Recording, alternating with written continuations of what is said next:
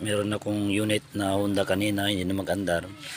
Talagang sir, talagang ating stator ito. So pinutol ko na ito yung connection niya. Yung sa may stator niya, yung black, red. Yan, kita niyo. Yan, black, red. Yan ang kulay niya. So tinanggal ko na. Okay pa yung kanyang ito, CDI. Kasi kwanto original niya. Original. So ito, bumili ako doon sa motor parts. Mura lang po ito. Itong 4 pins. Ito ay CDI, tag 200 pesos lang. So itong ating 4 pins, ito, kailangan marunong po kayo nito. Kasi mahirap kung masunog ang ating wiring. Ito, nasa left side front.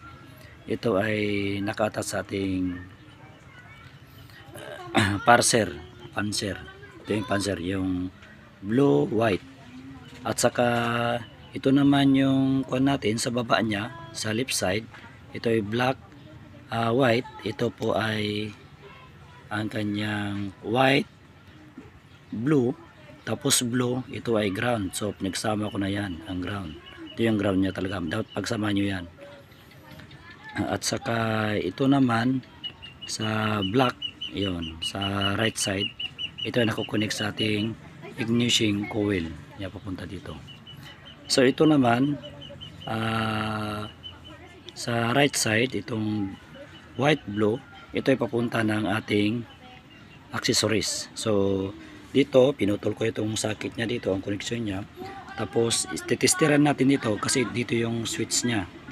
Yan, so accessories niya. So yan, i-on natin ating Honda. Yan, naka-on na. So yan, so naka-on siya. Okay, ito yung accessories niya. Tapos natin i-off natin na, i-off natin. Yan, so ibig sabihin ito yung accessories niya. So ganun lamang po. So try natin start ang ating motor.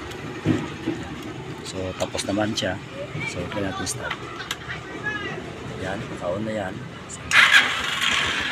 Ayan. So umandar na ang ating motor. So nag-bypass na tayo sa stator niya na original. So ito ay battery drive na ang ating CDI. So ganun lamang po. Basic lamang po ito sa ating paggawa ng ating Honda Remix. Ito ating bicycle. So yan po. Ginawa ngayon sa araw nito. So maraming salamat po sa magsusuporta sa